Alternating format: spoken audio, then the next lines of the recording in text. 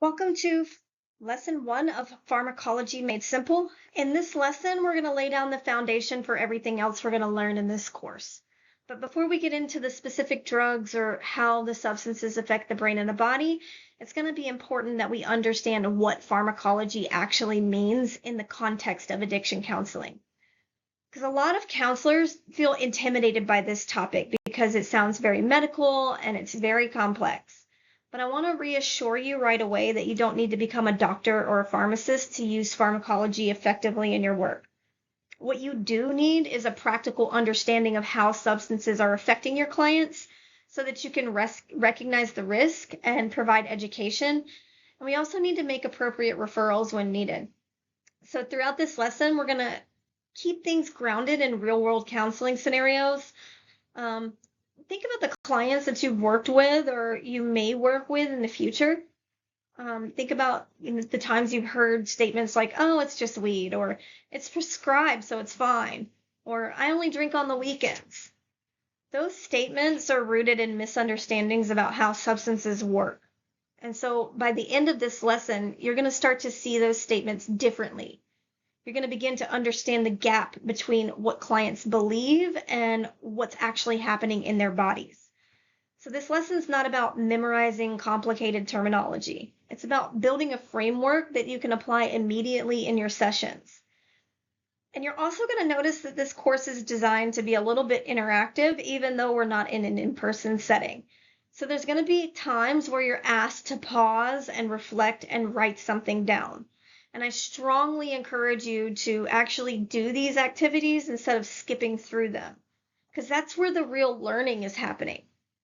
So as we're moving forward, stay engaged, stay curious, and be willing to challenge what you think you already know. This foundation is going to make every other lesson in this course a little bit easier to understand and more meaningful to apply in actual practice.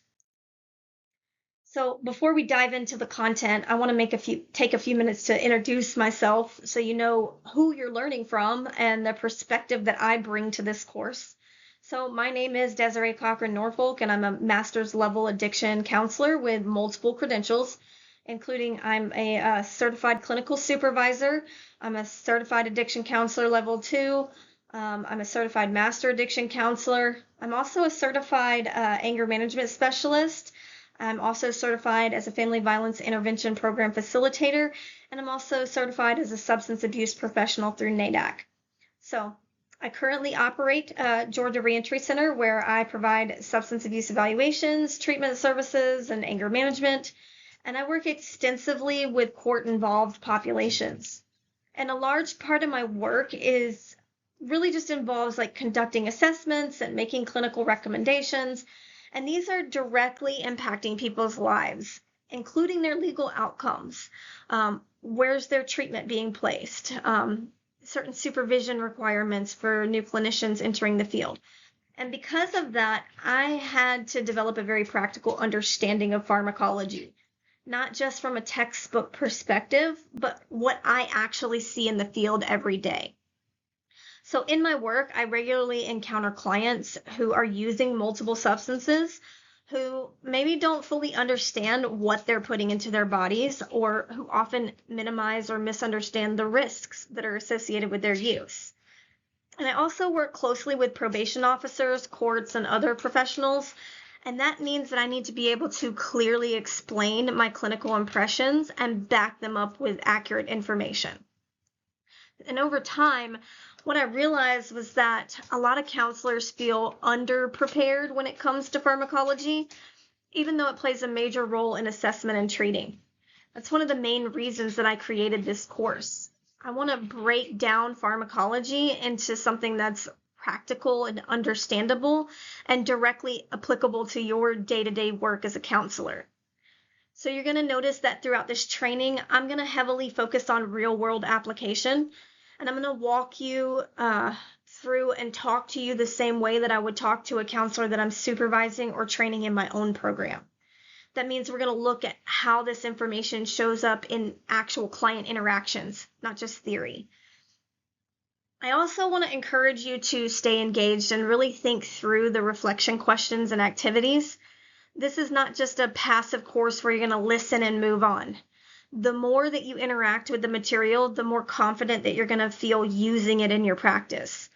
So my goal for you by the end of this course is that you feel more confident in recognizing these substance-related risks and a little bit more prepared to educate your clients and more clear about your role and boundaries as a counselor. Pharmacology doesn't have to feel overwhelming. When it's broken down in the right way, it becomes one of the most useful tools that you have. And I'm really glad that you're here, and I'm looking forward to walking through this with you. So this course is designed specifically for addiction counselors, not medical providers, and that distinction matters. The goal is not to turn you into someone who can prescribe medications or diagnose medical conditions. The goal here really is just to give you the knowledge that you need to understand what your clients are experiencing and then how to respond appropriately within your role. So when we talk about practical pharmacology, we're talking about information that you can actually use in sessions or in your documentation and also when you're communicating with other professionals. And you're going to notice that we're not focusing on memorizing the drug classifications in a textbook sense. Instead, we're focusing on how substances are behaving, how they're affecting the brain and the body, how it's showing up in your client's behavior. So this course is going to focus heavily on risk. And one of your primary responsibilities as a counselor is going to be recognizing when someone may be unsafe or something is unsafe. So that may include intoxication or withdrawal. Maybe it's overdose risk or a dangerous combination of any substance. A lot of clients don't understand these risks, and some actively minimize them. And that puts you in a position where your knowledge is going to become a critical safety tool. Another important aspect of this course is that it's going to connect pharmacology to treatment planning and relapse prevention. So understanding how substances work helps you understand why the clients are relapsing, why the cravings are happening, and why certain patterns are repeating over time. And it's going to help you educate the clients in a way that's grounded in reality rather than opinion. I can't tell you how many times I've had to have the conversation about how addiction or relapse happens in the brain with clients so they can see it in a practical way as opposed to an emotional experience when they're having cravings. But also in this course, you're going to see some connections between pharmacology and ethics. There's some clear boundaries on what you should and should not do when it comes to medication and medical issues. And knowing those boundaries is going to protect both you and your clients. So as you're moving through this course, keep asking yourself, how would I use this in a session? And that question is going to help you stay focused on application rather than just memorizing the information. This overview is your roadmap, and everything we cover is going to tie back to these core ideas. And these learning objectives here, they're not just formalities. They're the outcomes that you should be able to demonstrate after completing this course. So the first objective is to understand basic pharmacology concepts. So that means being able to explain things like how drugs enter the body, or how they're processed, or how they affect functioning. You don't need to use technical language with the clients, but you do need to be able to translate these concepts into plain, understandable terms for them. The second objective is identifying major substance classes. So this includes alcohol, opioids, stimulants, depressants, cannabis, hallucinogens, and also some emerging substances. More importantly, it means understanding how these classes differ in their effects and their risks. The third objective is recognizing risk and clinical implications. This is where your role becomes critical. You need to be able to identify signs of intoxication. You have to see signs of withdrawal and any potential overdose. You also need to be able to understand how these different substances are interacting with each other. And then the fourth objective is applying this knowledge in counseling practice. So that means using it in your assessments, your client education, your documentation, your referrals. We're using it everywhere. And it's also going to mean that we're using it to challenge our client's thinking in a respectful and an effective way. So like, for example, if a client is minimizing their use, you should be able to provide accurate information that's helping them maybe see that situation more clearly.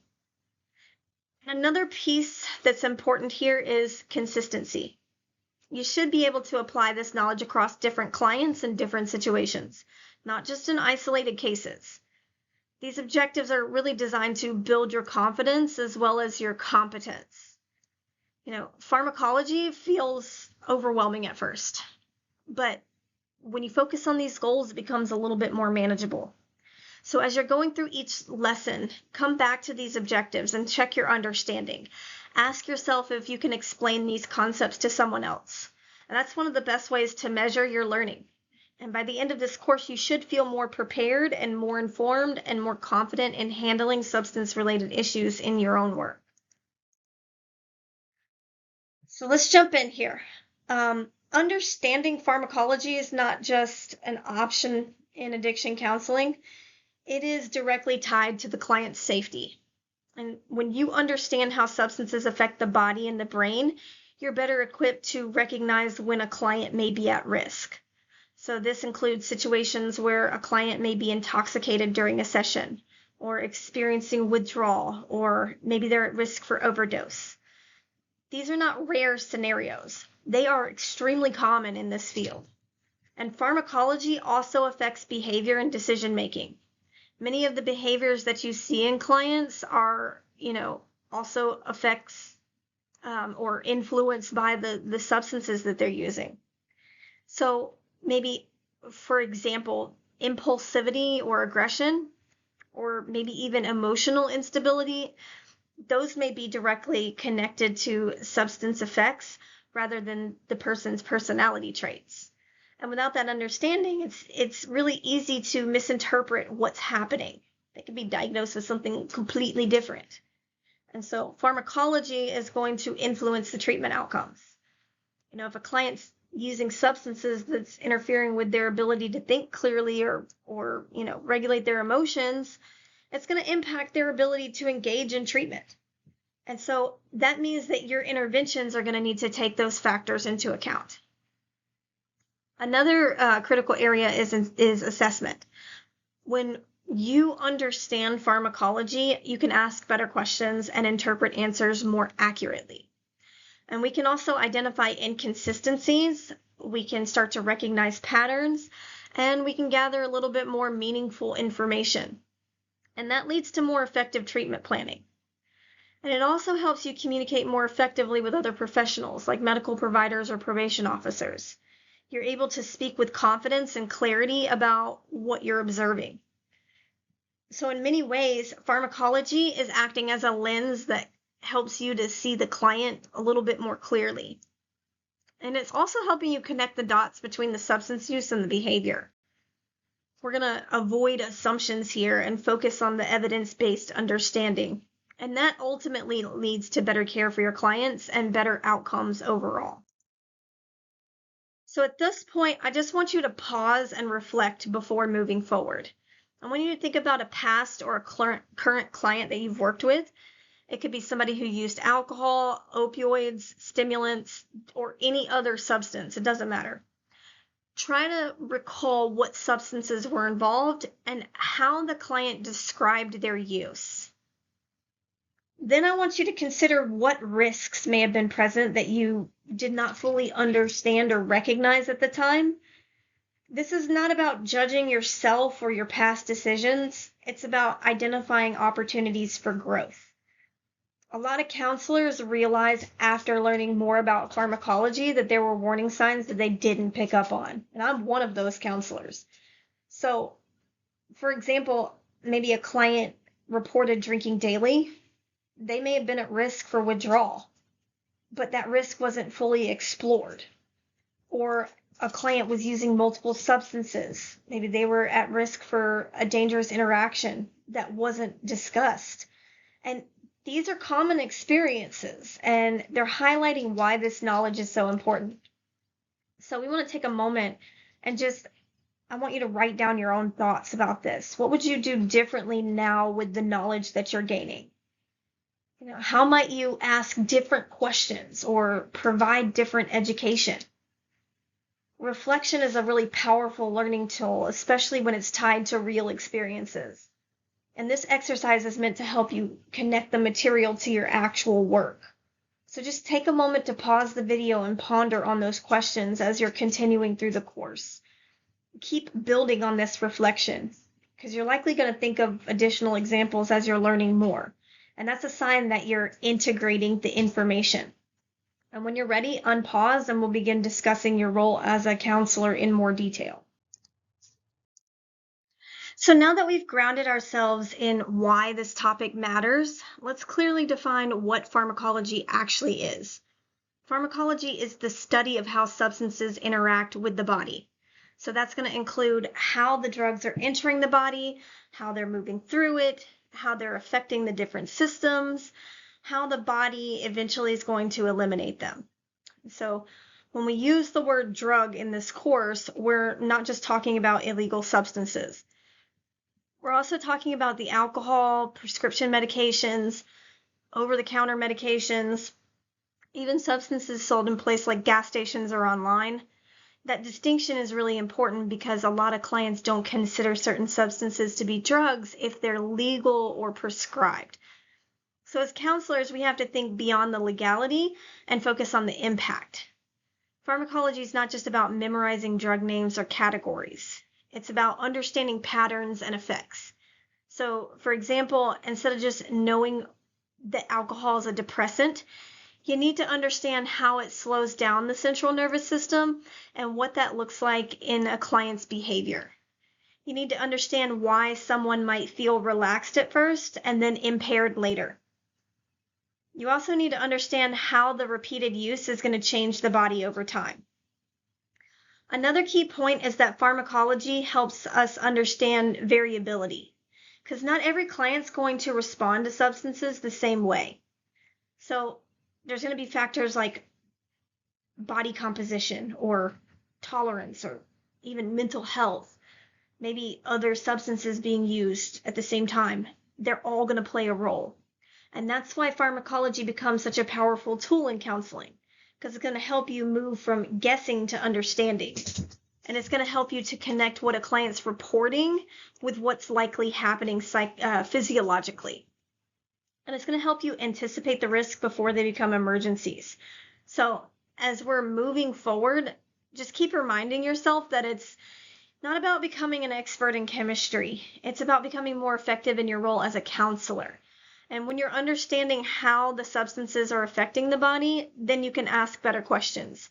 You can give better feedback and you can also make better decisions. Really, that's the goal of this entire course. So let's take a moment to define what we mean by a drug, because this is where a lot of confusion starts with clients. A drug is any substance that's changing the way that the body or the brain functions. And that definition is intentionally broad. It's going to include illegal drugs like heroin or methamphetamine, but it's also including alcohol and prescription medications and over-the-counter meds, even certain supplements. The key factor is not where does this substance come from or is it legal, but the key factor is does it alter the functioning in some way? And that's important because the clients often separate the substances into categories like real drugs and not real drugs. So, for example, you might hear a client say, "Oh, I don't use drugs, I just drink," or "It's prescribed, so it's not a problem," or "Hey, I bought it at a gas station, so it's safe." These statements reflect a misunderstanding of what the drug actually is. So as counselors, we have to gently challenge those beliefs by focusing on the effects rather than the label. Another important point is that drugs can have both intended and unintended effects. So a medication prescribed for anxiety may help with those symptoms, but it can also create sedation or dependence if it's misused. Alcohol may initially reduce the anxiety, but then it impairs judgment and increases risk-taking behavior. So when you shift your thinking to this broader definition, it's changing how you're assessing your clients. We start by asking more detailed questions about all substances, not just the ones that they're traditionally associating with addiction. You may also become more aware of potential interactions between the substances. That's really important in clients who are taking multiple medications or they're using a combination of different medications or substances. And understanding, what qualifies as a drug is going to help you to see the full picture of the client's substance use. And it's also going to help you avoid missing any important information during an assessment. And this definition is going to be the foundation for everything else we discuss in this course. So make sure it's clear in your mind before we move forward. So now that we understand what a drug is, let's look at the major categories of substances that you're going to encounter in your work. These categories help us organize information and recognize patterns in how substances are affecting the body. So the first category is depressants. These substances are going to slow down the central nervous system and include alcohol and benzodiazepines and some sedatives.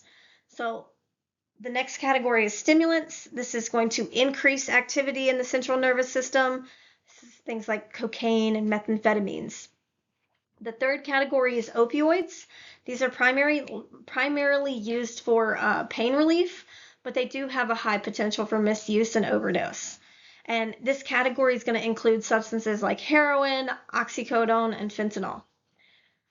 We also have cannabis, which has its own unique effects and is often misunderstood due to the challenging legal status. Hallucinogens, these are another category, and they're going to include substances like LSD, psilocybin mushrooms. Those alter perception and cognition. And then we have different emerging substances. Those are going to be like the newer or the less regulated drugs like the synthetic cannabinoids or the kratom or other substances that don't really fit neatly into the traditional categories.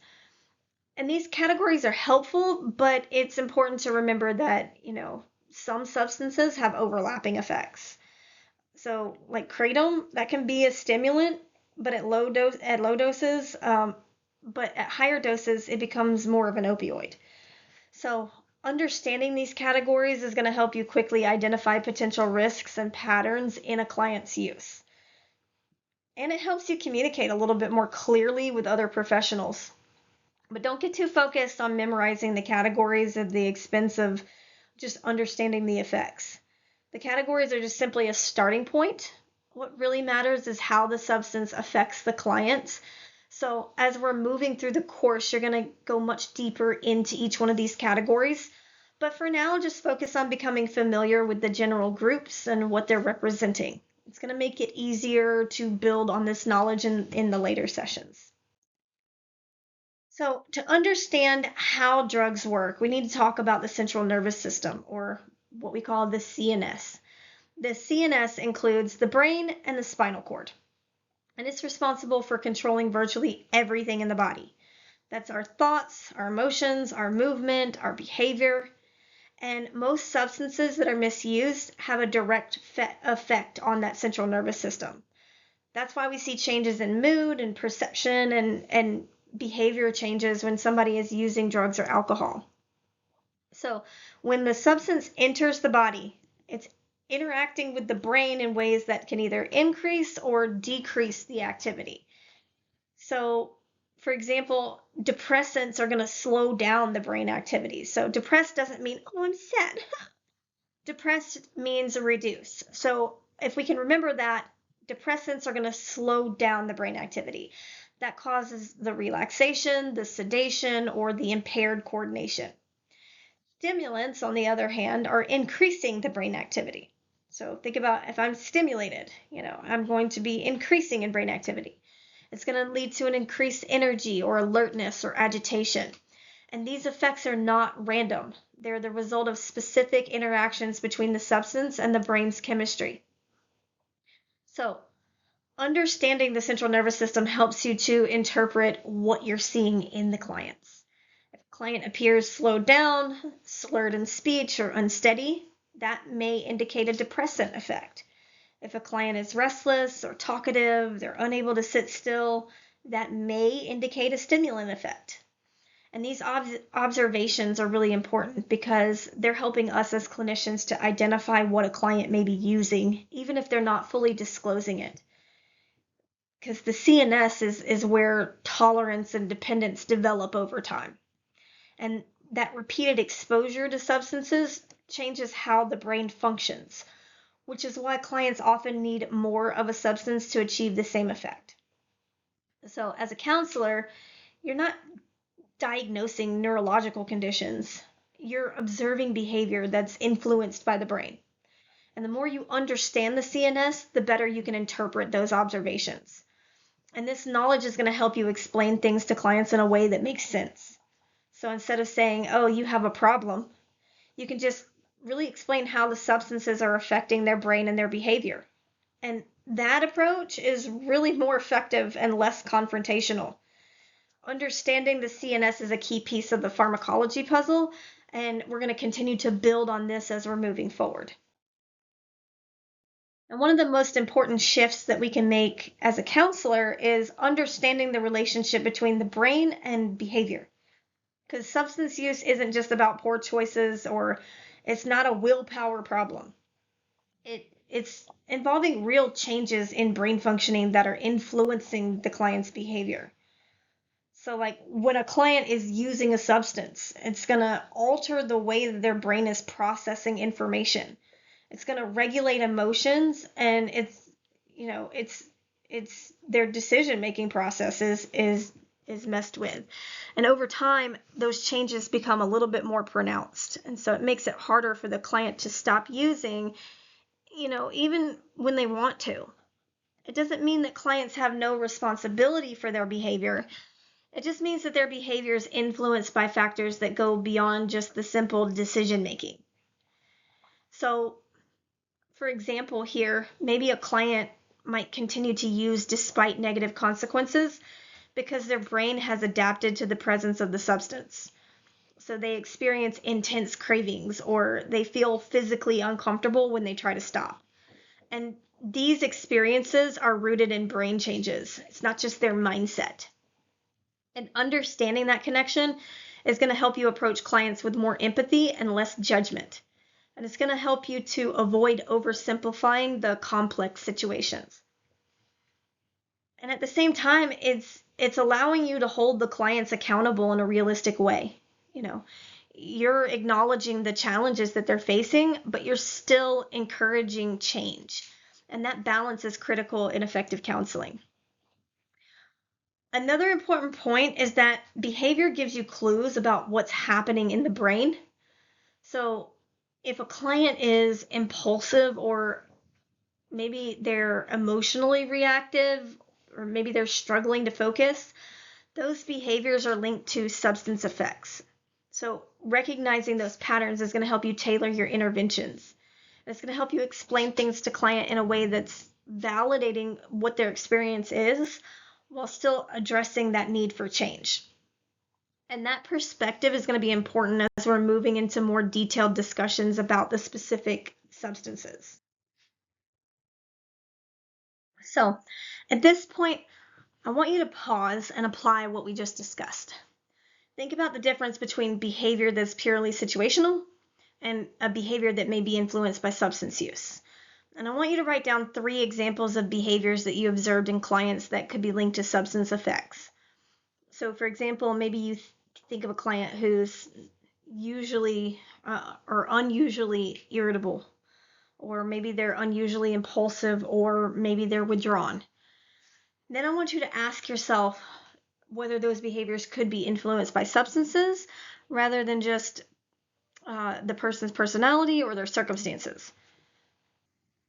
And this exercise is going to be important because it's going to help you start thinking directly about what you observe in sessions. And it also helps you avoid making assumptions based solely on behavior. And when you consider the possibility that substances are influencing behavior, then we open the door to a deeper understanding of the client's experience. It doesn't mean that every behavior is caused by substance use, but it does mean that you're considering it as a factor. So just take a few minutes to write your examples and reflect on them. What patterns do you notice?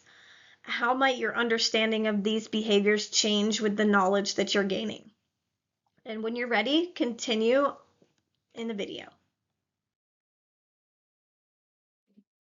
So let's talk about tolerance, because this is one of the most common concepts that you're going to hear clients describe, even if they don't use the word tolerance. So tolerance happens when a person needs more of a substance to achieve the same effect that they used to get with a smaller amount. And that happens because the body adapts to the presence of the substance over time. And so the brain essentially tries to maintain that balance, so it's compensating for the effects of the drug. And as a result of that, the original dose becomes a lot less effective. So you're going to hear clients say things like, it just doesn't hit me the way that it used to, or I can drink more than I used to and I still feel fine. Those are classic signs of tolerance. So what's important to understand is that tolerance can develop at different rates depending on the substance and the individual. Some substances like opioids and stimulants, they lead to rapid tolerance. Others develop a little bit more gradually. And that variability is important when we're assessing risk. Also, tolerance creates a false sense of safety. Maybe the client believes that they're functioning better because they can handle more of the substance without any obvious impairment, but the underlying risk is actually increasing. So maybe a person with high tolerance for alcohol may not feel as intoxicated, but their body's still experiencing the toxic effects. And that's really dangerous when it comes to overdose risk, particularly with the opioids. And another key point here is that tolerance is not permanent. If a person stops their substance use for a period of time, then the tolerance decreases. And this is really critical because if they return to using at their previous levels that they were using when they stopped, the risk for overdose is much higher. And a lot of people don't understand that. And so they're using XYZ amount of heroin or Oxycontin or whatever. Let's say they're at 6 pills a day on Oxycontin because their tolerance has increased, and then they stop, but then they go back and they take 6 pills. That could be an overdose risk waiting to happen. And that's something that we have to educate our clients about, especially, those who have periods of abstinence. So as a counselor, recognizing tolerance is going to help us understand patterns of use and also progression. And it's going to help us identify when a client may be minimizing their use. So when you hear statements that suggest tolerance, it should prompt further exploration. We should be asking questions about how frequently are you doing that? What's the quantity? What's the amount that you're using? Has it changed over time? And we got to look at tolerance not just as a concept, it's a clinical indicator that something is changing in the body. And understanding it is going to help us assess and respond more effectively in our work. Now, let's move into dependence. This is really closely related to tolerance, but it's not really the same thing. Dependence happens when the body has already adapted to the presence of the substance to a point that it needs the substance to function normally. And this can be physical, it could be psychological, or it could be a combination of both. There could be I like to call it a mental dependence on it. The physical dependence means that the body's experiencing the withdrawal symptoms when the substance is reduced or stopped. The psychological or the mental dependence is, the emotional or the mental reliance on that substance. And clients often misunderstand dependence, especially when it comes to prescription medications.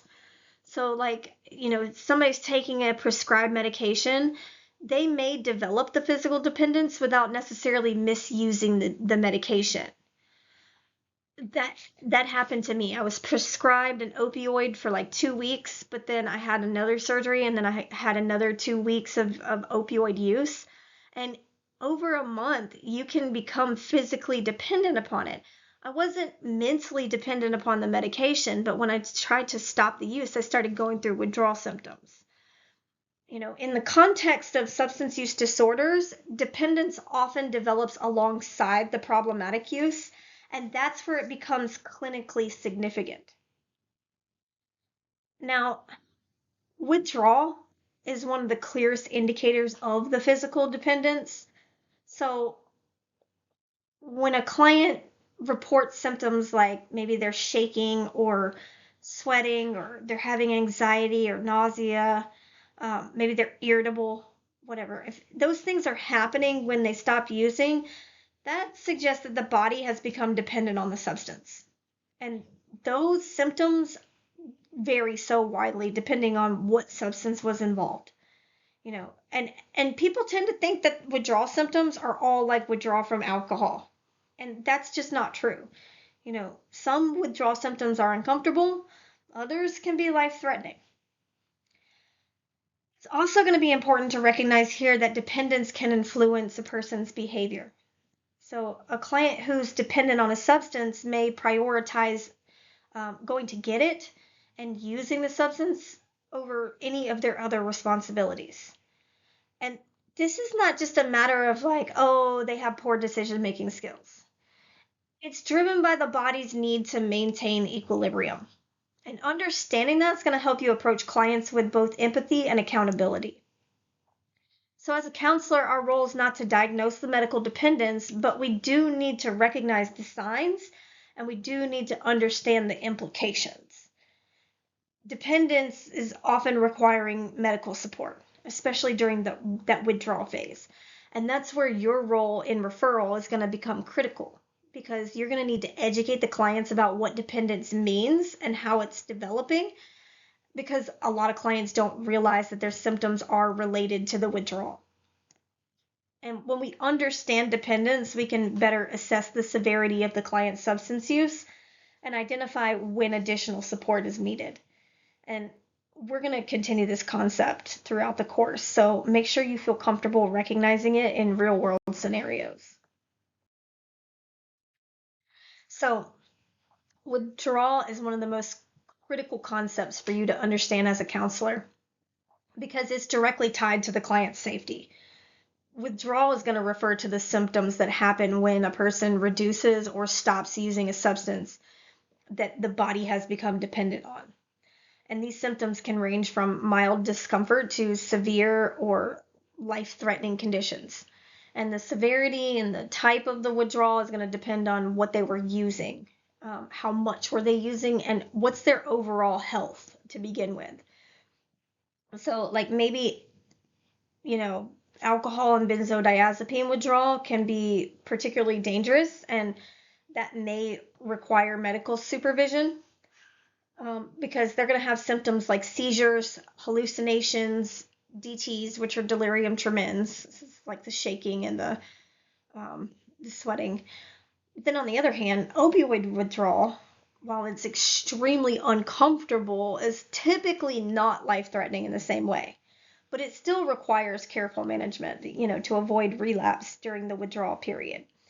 There was, I think it was Viktor Frankl in his book said, you better, the difference between the flu and the heroin withdrawal is you better hope that it's the flu or hope that it's opioid withdrawal and not the flu, because the flu will kill you.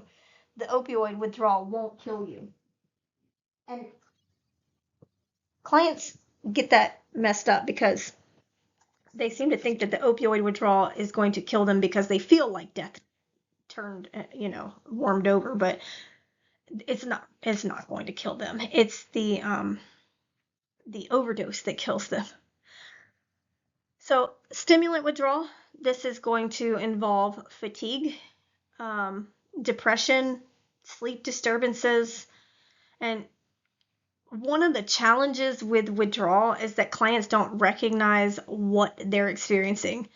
So they describe feeling sick or anxious or unable to function, and they connect those symptoms to something else. They don't connect it to the substance use. So that's where your knowledge is going to become essential, because you're helping them to make that connection and understand what's actually happening in their body. Another important point is that withdrawal can drive continued use. So clients may continue using a substance not to get high, but to avoid the withdrawal symptoms. And that's a key distinction that can really change how we're approaching treatment, because it's highlighting the importance of proper detox when it's needed. And as a counselor, you have to be able to identify potential withdrawal symptoms and get a good understanding when a referral to a medical provider is necessary. It's not something that you need to manage on your own. Your role is to recognize the signs, educate the client, and then connect them with the appropriate care. Withdrawal is a serious issue, and so mishandling it can have significant consequences. That's why I'm emphasizing this early on in the course. So let's talk about intoxication. This is the effects a substance has on a person while it's actively in their system. So this is what we're observing when a client appears under the influence. And intoxication affects a person's thinking, their mood, their coordination, their behavior. The specific effects depend on the substance involved. But there's common patterns that we can learn to recognize. So like, for example, maybe depressants like alcohol are going to cause slurred speech. It's going to slow down their movement. It's going to impair their judgment. Stimulants are going to make them go zoom, zoom. They're going to have increased energy. Their speech is going to become rapid. They're going to get a little bit more restless. Opioids, these two, like the alcohol, are going to cause drowsiness, but it's going to maybe be slowed breathing, constricted pupils. These are just general patterns. Individual responses are going to vary, obviously, but this is just a general across the board what we may see. And recognizing intoxication is really important for a couple of reasons. Because one, it's going to impact your ability to conduct a session effectively. If the client is intoxicated, they're not going to be able to engage meaningfully in treatment.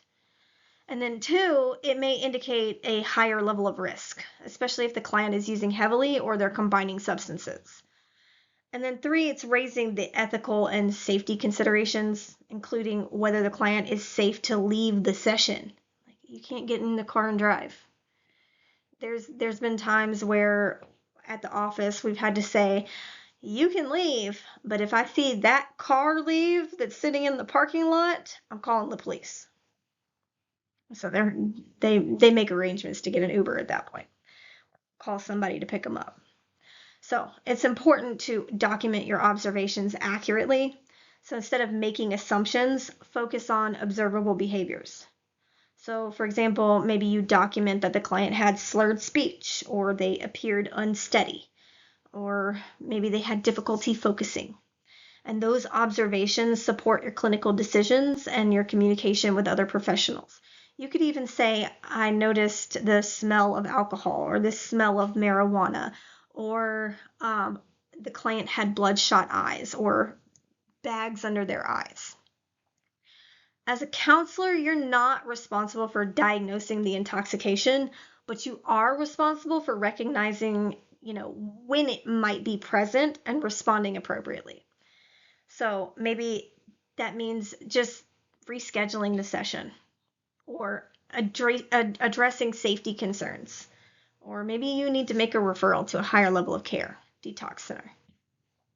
Understanding intoxication is going to help you maintain professionalism and prioritize the client's safety. So I want you to pause here and just take a moment to apply what we just learned about intoxication. I want you to think of two different substances. Maybe it's alcohol and a stimulant like cocaine or methamphetamine. And I want you to write down what intoxication might look like for each of those substances. Consider the things like speech, movement, what's the client's mood, what's their overall presentation.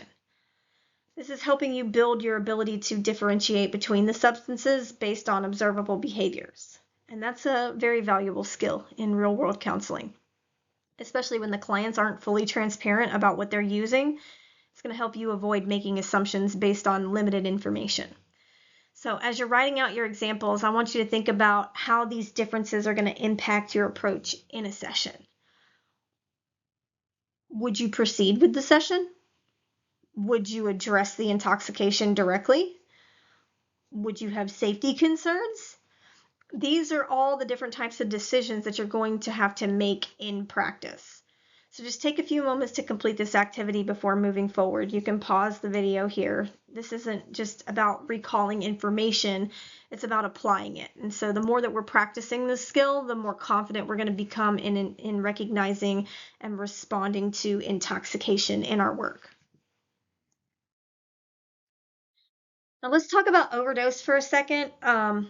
This is one of the most serious risks associated with substance use, and it is something every counselor needs to understand. An overdose happens when a person takes more of a substance than their body can handle, and this can overwhelm critical systems in the body like breathing and heart functioning or brain activity.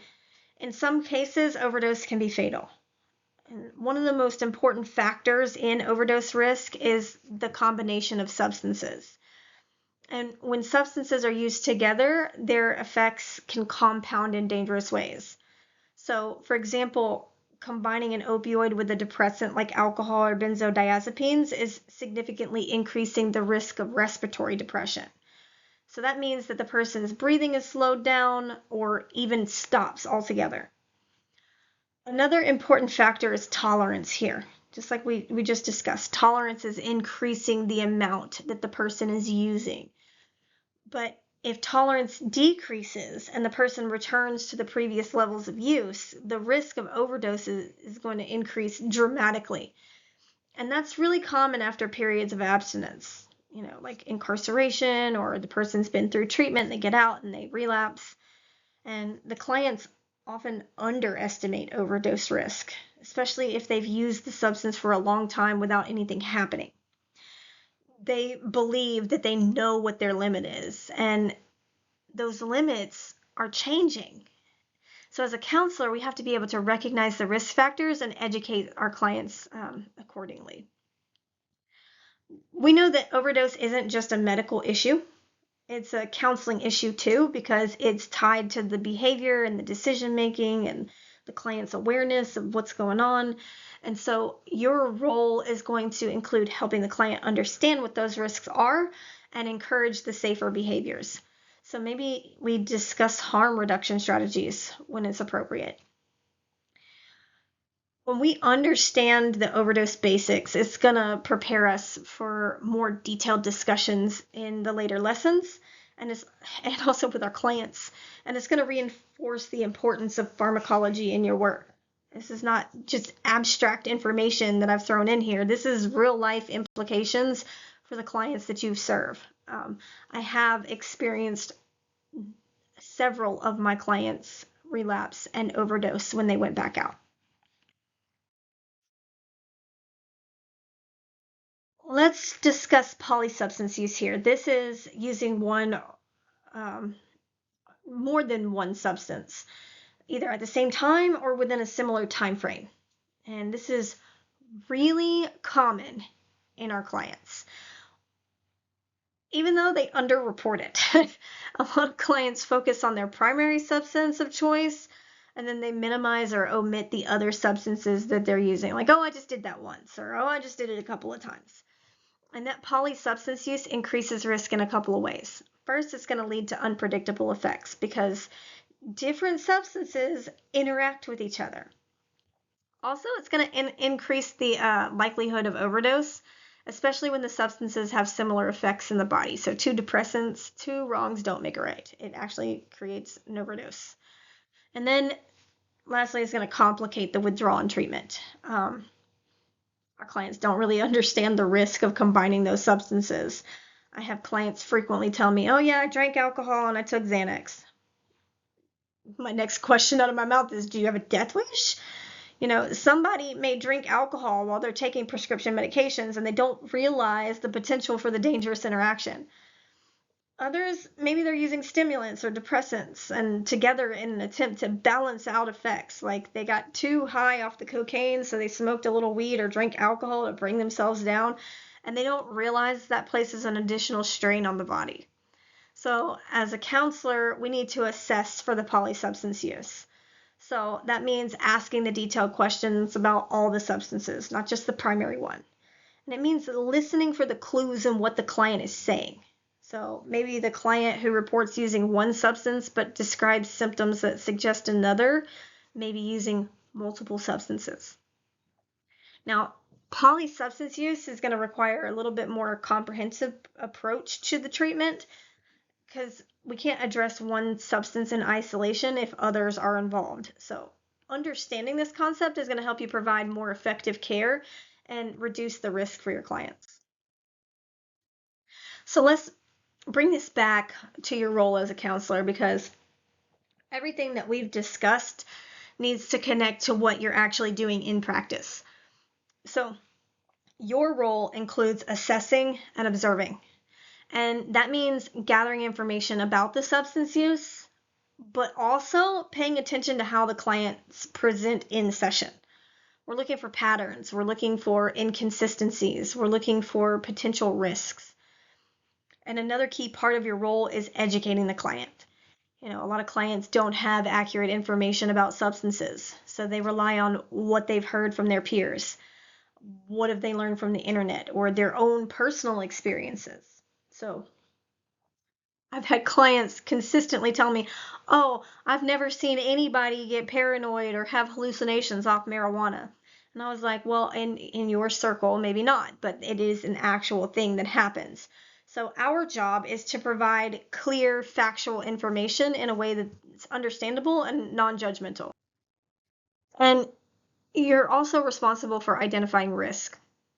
So that's going to be like recognizing the signs of intoxication or withdrawal, maybe overdose potential, or signs that they're using dangerous combinations of substances. And when we identify the risk, we need to respond appropriately. So maybe that means adjusting your approach in the session, or maybe it means making a referral. Referral is another critical part of your role. You're not expected to manage the medical issues, but you are expected to recognize when the medical support is needed. And that's going to include situations involving severe withdrawal or overdose risk, or maybe complex medication issues. Your role is both supportive and structured. You're there to help the client understand their substance use and to make changes. But also, you're responsible for maintaining professional boundaries. And that balance is essential for effective counseling. Understanding your role clearly is going to help you navigate complex situations with confidence. And just as important as understanding your role is understanding what is not your role. So as an addiction counselor, you are not a medical provider. That means that you don't prescribe medication. You're not diagnosing medical conditions. You're not providing medical advice. It also means that you're not responsible for managing detoxification. These boundaries are really important for a couple of reasons. First, it's protecting your clients by ensuring that they're receiving appropriate care from qualified professionals. Second, it's protecting you from liability. Practicing outside of your scope can have serious potential consequences. And with that being said, you still need to have enough knowledge to recognize when something is outside of your scope. So, for example, if a client is experiencing severe withdrawal symptoms, you need to be able to recognize, hey, that's a medical issue, and then you need to refer them to the appropriate care. You do not need to attempt to manage that situation on your own. And then sometimes clients ask for advice about medications or medical issues. And in those situations, it's important to respond appropriately. You can provide general information and encourage them to speak to their medical provider, but you should not give specific medical recommendations. Maintaining those boundaries does not limit your effectiveness, it enhances it. And it allows you to focus on what you're trained to do while also ensuring that the client is receiving comprehensive care. Understanding what is not your role is just as important as understanding what is your role. So I want you to pause here and think about a situation where maybe a client asked you something that may have been outside your scope. This could be a question about medication or withdrawal or maybe a medical condition. And I want you to write down how you responded or how you would respond now with the information that you've learned. Because this exercise is about reinforcing your boundaries and building confidence in how you handle these situations. And it's also about recognizing that these scenarios are common and they require thoughtful responses. So you want to be helpful without really stepping outside of your role. I want you to consider how you would provide support while still directing the client to appropriate resources. So, for example, you might acknowledge their concern and provide general information and encourage them to consult a medical provider. This approach is going to maintain your boundaries while still being supportive. So just take a few minutes to reflect and write your response before you continue. This is an important skill that's going to come up frequently in your work. And one of the most important things that we're going to encounter as a counselor is client misconceptions about substances. And these beliefs often drive behavior and they create significant barriers to change. Our clients may not intentionally be misleading us, and they may genuinely believe what they're saying. So, for example, a client might say, oh, it's legal, so it's safe. And that's really common with substances like alcohol or cannabis or products that are purchased from the gas station or online. And the reality is that legality has nothing to do with safety. Alcohol is legal, but it's associated with very significant health risks and impairment. And another common statement is, oh, it's prescribed, so it's not really a problem. And yeah, while prescription medications can be beneficial when they're used as directed, they can be misused or they can interact dangerously with other substances. And clients may not understand that, taking medication differently than prescribed or combining it with alcohol or other drugs can create really serious risks. We might also hear something like, oh, I only use occasionally. And that's often used to minimize the impact of use. Occasional use can still be risky, especially depending on the substance and the context. So the statement saying, oh, it's natural, so it's harmless, that's another misconception. And that's becoming a little bit more common. Substances like kratom or certain cannabis products are often marketed as natural alternatives, which then lead the clients to underestimate their effects. And as a counselor, your role is to just gently challenge those misconceptions without being confrontational. We want to provide accurate information, but still maintain a supportive tone. And that's going to require skill and practice. We're not trying to argue with the client, but we are trying to help them see the situation a little more clearly. So one effective approach is to focus on the impact rather than the label. So instead of debating whether something's safe, you can explore how it's affecting the client's functioning. And that's going to keep the conversation grounded and relevant. And understanding these misconceptions is going to help you navigate these conversations more effectively and support your clients in making more informed decisions. And when clients start to minimize their substance use, it's going to be really tempting to confront them directly or try to convince them that they're wrong. But that approach typically leads to resistance rather than to change. So instead, our goal is to respond in a way that's both respectful and effective. So the first step is to stay non-judgmental. It doesn't mean that you agree with what the client's saying. It just means that we're not attacking them or criticizing them. So a non-judgmental approach is going to help maintain the rapport. It's going to keep the client engaged. And then the second step is to use facts rather than opinions. And when you rely on factual information, you're providing education rather than argument. So, for example, instead of saying, that's not safe, you might say, well, this substance can slow down your breathing, especially when you combine it with alcohol. And that's going to shift the conversation from opinion into information. Then the third step is to link the substance use to the consequences. And that's where we're connecting the client's use to what's actually happening in their life. So maybe, for example, if a client's experiencing sleep issues or mood changes, or maybe even legal problems, you can then explore how that substance maybe contributed to those issues. That's going to help the client see the connection between their behavior and its impact. And it's also important to ask open-ended questions here. So instead of telling the client what to think, we can ask questions that encourage them to reflect. So, for example, I might ask, like, what have you noticed about how this affects your sleep? Or how does this impact your day-to-day functioning? And these questions invite the client to consider their own experience. Responding to the minimization is a skill that improves with practice, and it requires patience and consistency and just a general willingness to meet the client where they're at. And then over time, this approach is going to help your client move from the denial to the awareness, which is a really critical step in the change process. I do want to cover documentation for a second because this is really critical in our role as a counselor, and pharmacology knowledge directly impacts how we're documenting. And when we understand how the substances are affecting behavior, we can document it more accurately and more effectively. And one of the key principles of documentation is using objective language. And that means describing what you're observing rather than making assumptions or interpretations. So, for example, instead of writing the client was high, you might document that, maybe the client had slurred speech or appeared unsteady or had difficulty maintaining focus. And those observations provide clear, concrete information that can support your clinical decision.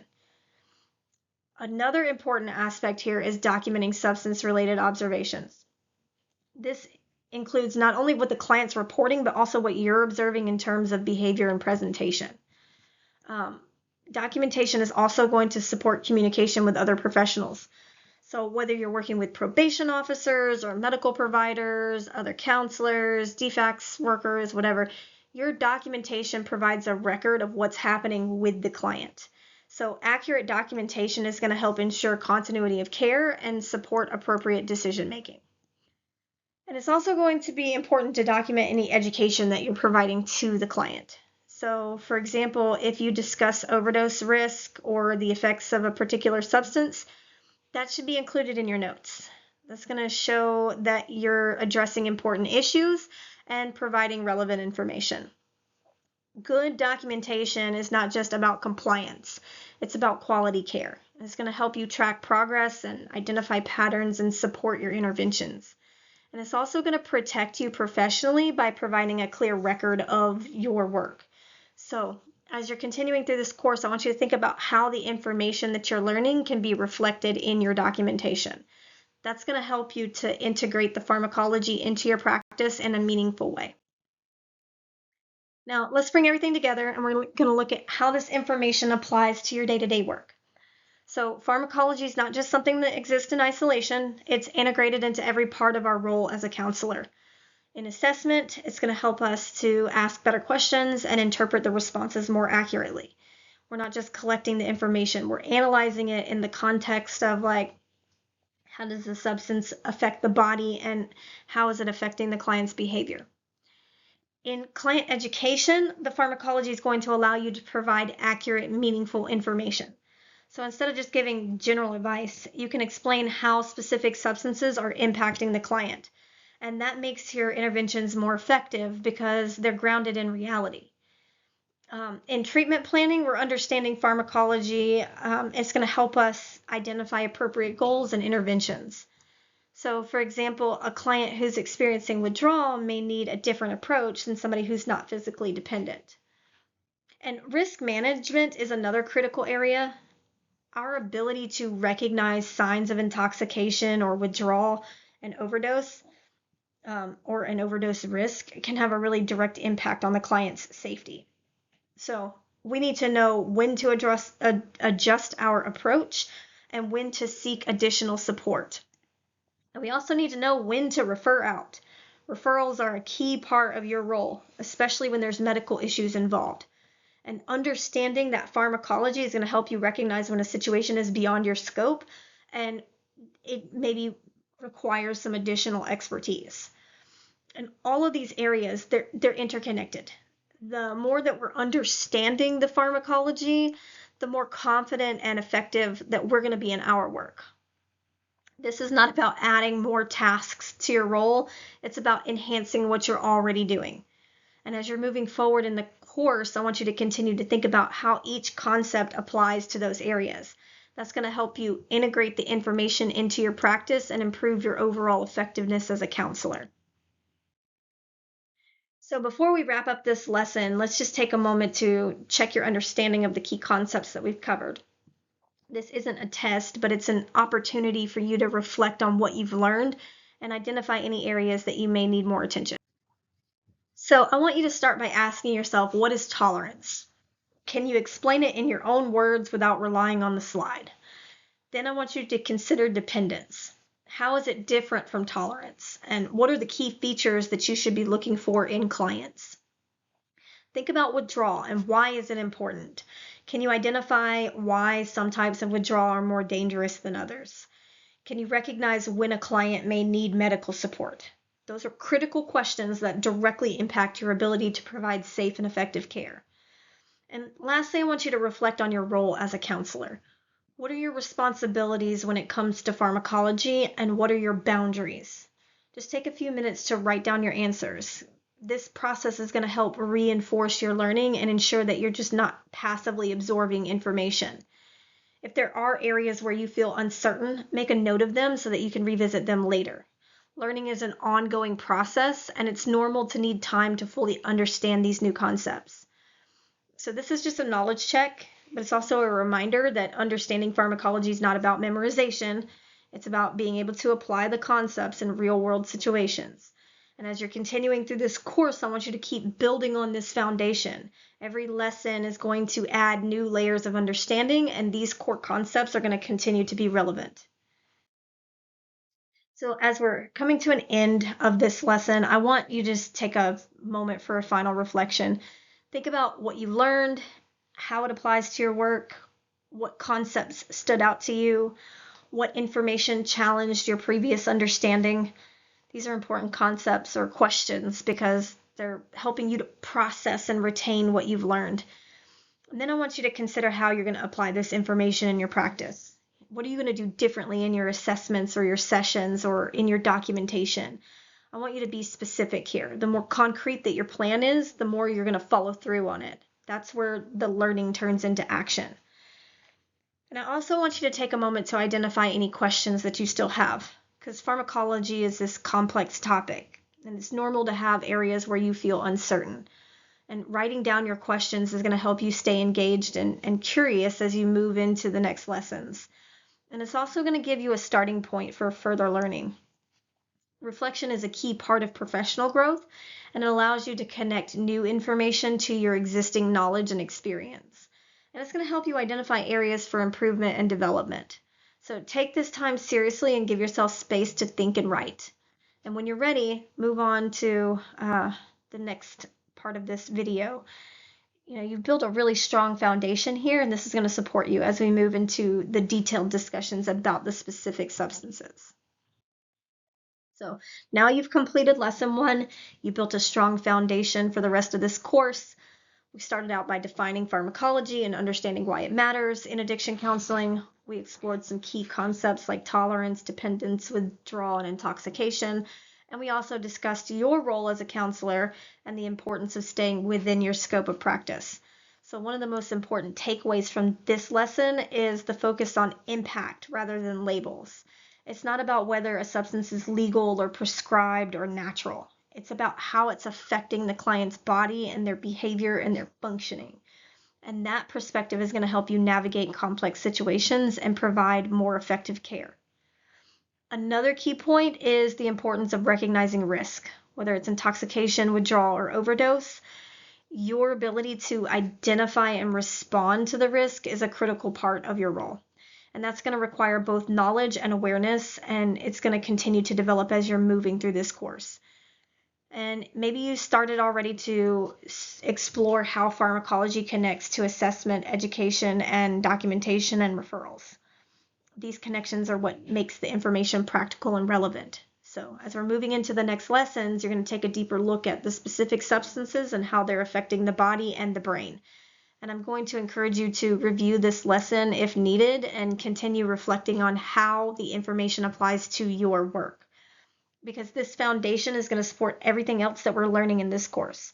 So when you're ready, move on to lesson 2, and we're going to dive a little bit deeper into how substances are interacting with the body and the brain.